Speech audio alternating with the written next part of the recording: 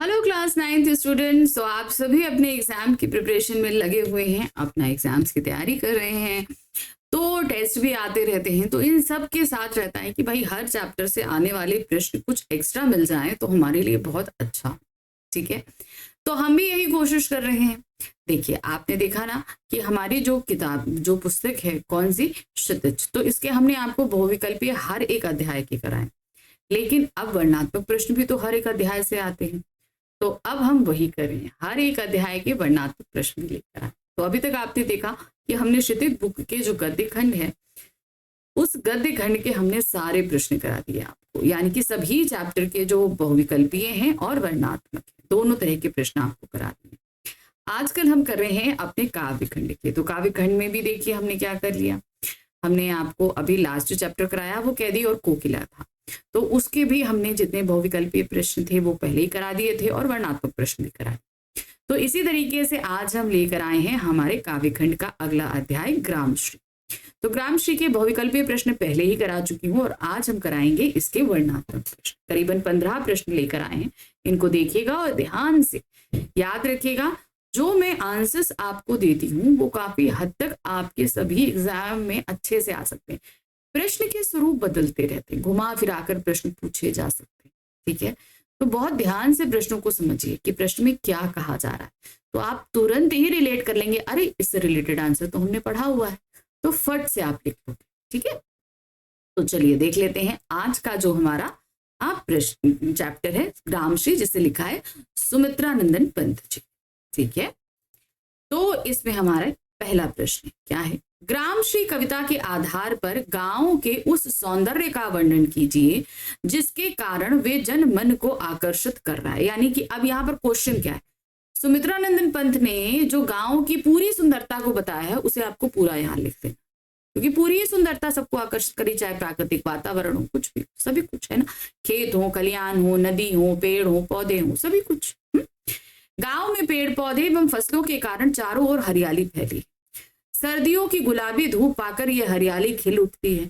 ऐसा लगता है जैसे धूप और हरियाली सुख में सोए हुए हैं, और ओस भरी शांत रातों में तारों को देखकर लगता है कि वे ये जैसे सपनों में खोए हुए। हरा भरा गांव पन्ना नामक हरे रत्न के खुले डिब्बे जैसा लग रहा है। उसको नीला आकाश आच्छादित किए हुए है। अपनी सुंदरता के अनूठे सुंदर और शांत गांव इतने अच्छे लग रहे हैं कि लोगों के मन को अपनी ओर आकर्षित कर। देखिए आ गया ना भाई, पेड़ पौधे आ गए, सब कुछ, सारी चीजें यहाँ पर आ गई, यहाँ पर जो ग्रामश्री कविता में पंत जी ने मेंशन किया था। ठीक, नेक्स्ट आ जाते हैं यहाँ पर, गंगा के किनारों पर सौंदर्य देखकर कवि अभिभूत क्यों है। ग्रामश्री कविता के आधार पर बताइए। अब गंगा के किनारे जो चमकती हुई धूप है वो सतरंगी लग रही है, क्योंकि रिफ्लेक्शन से वो 7 रंगों में विभक्त हो रही है। जैसे लग रहा है कोई एक चितकबरा जो है वो अजगर पड़ा हुआ है, उस पर जो रेत किनारे है वो जो नदी के बहाव और हवा से बनी है, जैसे लगता है वहां से कोई सांप गुजरा हुआ है।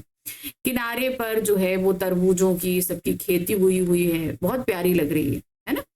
देखिए क्या, गंगा के दोनों किनारों पर चमकती रेत धूप में सतरंगी सी प्रतीत हो रही है। हवा किसे पानी में लहराने के कारण रेत पर टेढ़ी मेढ़ी रेखाएं बन गई हैं, जो सांपों के चलने से बनी हुई सी लगती है। इनके किनारे सरपत से लगी हुई तरबूजों की खेती सुंदर लग रही है। इसी सरपत नामक लंबी लंबी घास से बनी हुई झोपड़ियां भी हैं। वहां किनारे पर ना बहुत एक लंबी घास उगती है जिसको सरपत कहते हैं, बहुत मजबूत घास होती है, और उससे क्या करते हैं लोग झोपड़ियों की छतें भी बनाते हैं, जिसमें बैठकर तरबूजों एवं सब्जियों की रखवाली की जाती है। पानी में पक्षी अपनी अपनी क्रीड़ा में व्यस्त हैं। यह सब देखकर कवि अभिभूत है। यानी कि जो नदी के किनारे का जो दृश्य है वो अपने आप में अलौकिक है, जो उनको बहुत जो है मनमोहक लग रहा है कवि को। दूसरा प्रश्न है, ग्रामश्री कविता में कुछ पेड़ वातावरण की सुंदरता में वृद्धि कर रहे हैं तो कुछ वातावरण को महका रहे हैं। वातावरण को सुगंधित बनाने वाले इन पेड़ों का उल्लेख कीजिए। अब देखिए क्या होता है, बहुत सारे फल होते हैं जो बहुत सुगंधित होते हैं। अब जैसे देखिए अगर अमरूद आसपास होगा तो बहुत तेज महकता है ना फल, तो कुछ फूल भी बहुत तेज महकते हैं और कुछ फल भी बहुत तेज महकते हैं। तो देखिए क्या, ग्रामश्री कविता में आम, अमरूद, आंवला आदि अनेक ऐसे पेड़ों का उल्लेख है जो वातावरण की सुंदरता बढ़ा रहे हैं। तो कुछ ऐसे पेड़ हैं जो वातावरण को सुगंधित बना रहे हैं। ऐसे पेड़ों में कटहल है, जामुन है, आड़ू है, नींबू है, अनार आदि प्रमुख है। इनकी महक वातावरण में फैली हुई। तो हम तो कहेंगे ये महक वाला पेड़ तो अमरूद भी है, अमरूद का भी महक बहुत तेजी से आती है पेड़ों पे। इन पर फूल आ गए हैं जिनकी सुगंध चारों तरफ फैल रही है। इसके अलावा खेतों में धनिया भी उगाई है जो अपनी महक बिखेर रही है। तो धनिया की महक भी बहुत तेज होती है, उसकी महक भी चारों तरफ महक आ रही है। प्रकृति सतत परिवर्तनशील है।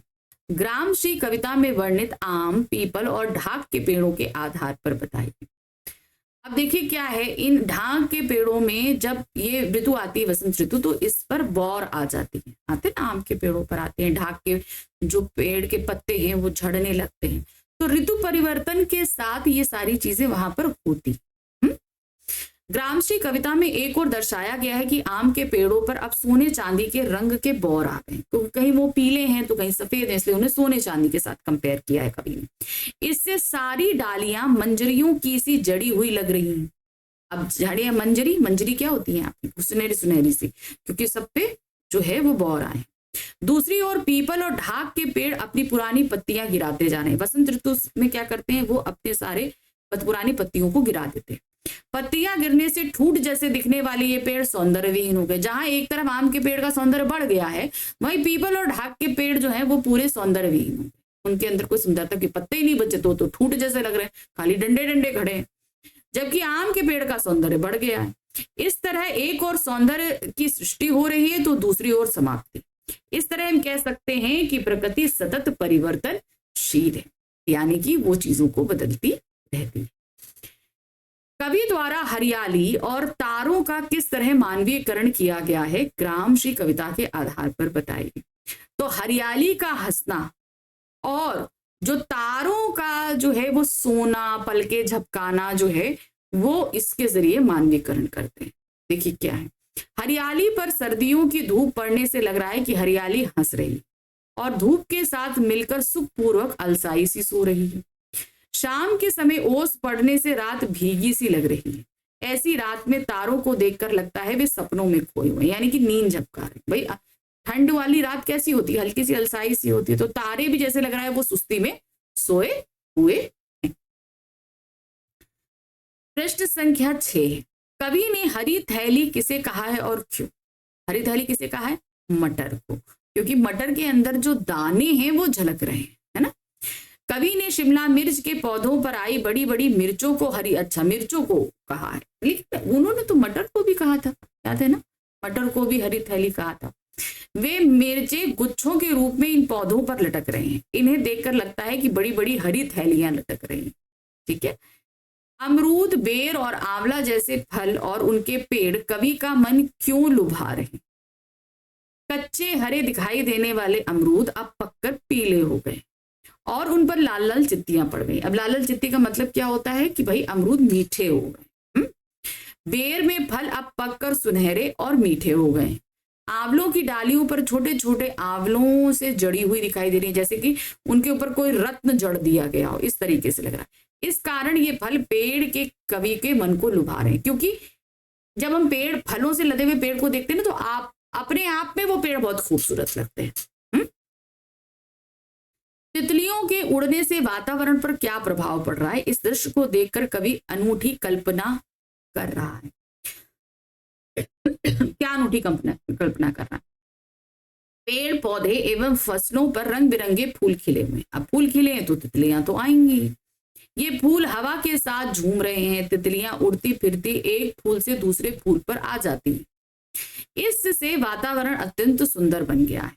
इनको देखकर कवि ये कल्पना करता है कि स्वयं फूल की तरह उड़कर एक डाल से दूसरी डाल पर पहुंच जाए, यानी कि वो खुद भी तितली बन जाना चाहता है और इस पूरी सुंदरता का आनंद उठाना चाहता है। प्रश्न संख्या 9 है, खेतों में खड़ी मटर के सौंदर्य का वर्णन ग्रामश्री कविता के अनुसार कीजिए। तो मटर का भी सौंदर्य उन्होंने, देखिए हर एक फल और हर एक चीज का सौंदर्य उन्होंने किया है। अलसी का पौधा हो जिसने नीला मुरैठा बांधा हो, बड़ा अच्छा लग रहा है ना। खेतों में मटर की फसल खड़ी है, उस पर रंग बिरंगे फूल और फलियां आ चुकी हैं। ठीक है, फलियां आने से पहले फूल आते हैं। इन फूलों को देखकर लगता है कि मटर सखियों के संग हंस रही हैं। वह अपनी मखमली पेटियों जैसी झीमी में बीजों की लड़ी छिपाए। मैंने बोला था ना, उसमें से बीज दिख रहे हैं, तो वो भी थैलियों के माफी की लग रहे थे। तो उसमें से झीमी का मतलब होता है बहुत पतली सी परत है, और उसमें से जो अंदर दाने हैं वो झलक रहे हैं, और ऐसा लग रहा है कि एक सखी खड़े होकर दूसरी सखियों से बातें कर रही। सरसों फूलने का वातावरण पर क्या असर हुआ है, इसे झांक कर कौन देख रहा है। अब सरसों जब फूलती है ना, तो उसका एक गंध होती है जिसे हम तैलाक्य गंध कहते हैं, यानी गंध कहते हैं। जो तेल की गंध होती है वो पूरे वातावरण में फैल जाती है ना। सरसों के फूलने से वातावरण में तेल की गंध भर गई है, जिसे हम तैलाक्य गंध कहते हैं, जो हवा के साथ उड़ती फिर रही है। इस पीली पीली फूली सरसों को अलसी की कली हरी भरी धरती से झांक झांक कर देख रही है। अलसी का पौधा तो छोटा सा है, अब वो क्या कह रहा है, पीले फूलों जो खेती सरसों उगी हुई है उसे झांक झांक कर देख रहा है और प्रसन्न हो रहा है। प्रश्न संख्या 11 है, धरती रोमांचित सी क्यों लगती है। यह रोमांच किस तरह प्रकट कर रही है। अब धरती पूरी तरीके से हरियाली छाई है, फल है, फूल है, सुगंध है, सब कुछ है। अब वो बहुत ही रोमांचित है, वो बहुत खुश है इस सारी चीजों से। इसी कारण जो गेहूं और जौ की बालियां हैं उनमें किंकड़ियां आ गई हैं। जब वो हवा से हिलती हैं तो जैसे लग रहा है कि धरती अपने घुंघरू बजा रही है। धरती रोमांचित सी इसलिए लग रही है क्योंकि गेहूं और जौ से में बालियां आ गई हैं। जिस तरह रोमांचित होने पर हमारे शरीर में रोए खड़े हो जाते हैं, उसी प्रकार गेहूं जौ की बालियों के दानों पर लगे नुकीले भाग को देखकर लगता है कि ये धरती के रोम हैं जिनसे उनका रोमांच प्रकट हो रहा है। तो मतलब वो रोए तो उनके रोमांच को प्रकट कर रहे हैं, लेकिन जो गेहूं की बालियां जो पक गई हैं, हवा के साथ जब वो हिलती हैं तो जैसे लग रहा है धरती घुंघरू भी बजा रही है ना। तो इससे भी प्रतीत होता है उसका रोमांच। ग्रामश्री कविता के आधार पर बताइए कि आकाश कैसा दिखाई दे रहा है। अब आकाश एकदम साफ है, पूरी खिली धूप निकली है, तो जैसे लगता है एक नीला पर्दा छाया जाता है ना, उस तरीके से लग रहा है। ग्रामश्री कविता से ज्ञात होता है कि आकाश चिर निर्मल विस्तृत नीले पर्दे या फलक के समान लग रहा है, क्योंकि आसमान में एक भी बादल नहीं है, पूरी तरीके से आसमान साफ है, नीला दिखाई दे रहा है, तो वो एक नीले पर्दे के समान लग रहा है। यह विशाल पर्दा हरी भरी धरती पर झुका हुआ है। तिनकों पर ओस की बूंदें देखकर कवि ने क्या नवीन कल्पना की है और क्यों। तिनकों पर ओस की बूंदें देखकर, जब बूंदे तो हवा से जब पत्ते हिलते हैं तो वो ओस की बूंद भी हिलती है, तो जैसा लगता है कि पेड़ों की धमनियों से हरा रक्त प्रवाहित हो रहा है, ऐसा लगता है उसको देखकर, है ना। तिनकों पर ओस की बूंदें देखकर कवि ने हरे रक्त की नवीन कल्पना की है, क्योंकि तिनकों पर पड़ी ओस की बूंदें हवा से हिल डुल रही हैं। इससे बूंदें तिनकों के हरे रक्त सी प्रतीत हो रही हैं। जब हवा हिलता है तो बूंदें भी हिल रही हैं, तो जैसे लग रहा है कि वो तिनकों का रक्त है जो उनके हिलने से हिल रहा है। चांदी की उजली जाली के समान किसे कहा गया है, यह जाली कहाँ दिखाई दे रही है। अब देखिए क्या है, आसमान साफ है, सूरज जब रोशनी दे रहा है तो उसकी रोशनी पूरे खेत पर फैल जाती है। उसकी वो सफेद उजली रोशनी जो है वो एक बहुत पतली सी परत बना रही है, जिसे उन्होंने सफेद उजली जाली कहा है।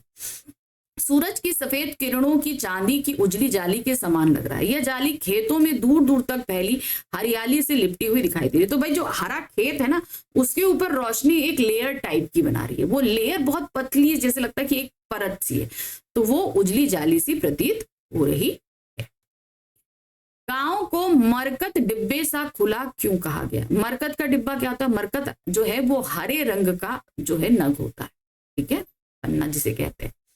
अब वो चारों तरफ पूरे गांव में हरियाली फैली हुई है, तो जैसे लग रहा है कि चारों तरफ वो जो हरा मरकत जो खजाना है, हरा पन्ना जो है वो फैला हुआ है, इसीलिए उसे खुले मरकत के डिब्बे के समान बताया गया। गांव में चारों ओर मखमली हरियाली और रंगों की लाली छाई हुई, विविध फसलें लहलहा रही हैं, वातावरण मनमोहक सुगंधों से भरा भरपूर है, रंगीन तितलियां उड़ रही हैं, चारों ओर रेशमी सौंदर्य छाया हुआ है। सूरज की मीठी मीठी धूप इस सौंदर्य को और जगमगा रही है, इसीलिए इस गांव की तुलना मरकत के डिब्बे से की गई, ठीक है। तो ये था हमारा चैप्टर ग्रामश्री, जिसमें हमने करीबन 15 क्वेश्चन यहाँ पर किए। ठीक है, तो आपको अच्छे से समझ में आया होगा। चलिए, तो अब हम करेंगे अपने काव्य खंड का अगला अध्याय, मेघ आए। बहुत अच्छी कविता है, इस पर लेकर आएंगे वर्णनात्मक प्रश्न। तो आप में से जिसने भी ये चैप्टर नहीं पढ़ा है, इसका डिटेल एक्सप्लेनेशन ऑलरेडी मौजूद है, आप उसे देखिएगा, समझिएगा। फिर अगले वीडियो में हम करेंगे इसी के वर्णनात्मक प्रश्न। तब तक आपको क्या करना है, आपको फटाफट चैनल को लाइक करना है, सब्सक्राइब करना है और शेयर करना है। कोई भी क्वेरी है, कोई भी बात है, आप कमेंट बॉक्स में कमेंट कर सकते हैं। ठीक है, तो चलिए जल्दी ही मिलते हैं दोबारा और मेघ आए अध्याय के साथ में। Thank you for watching, bye bye.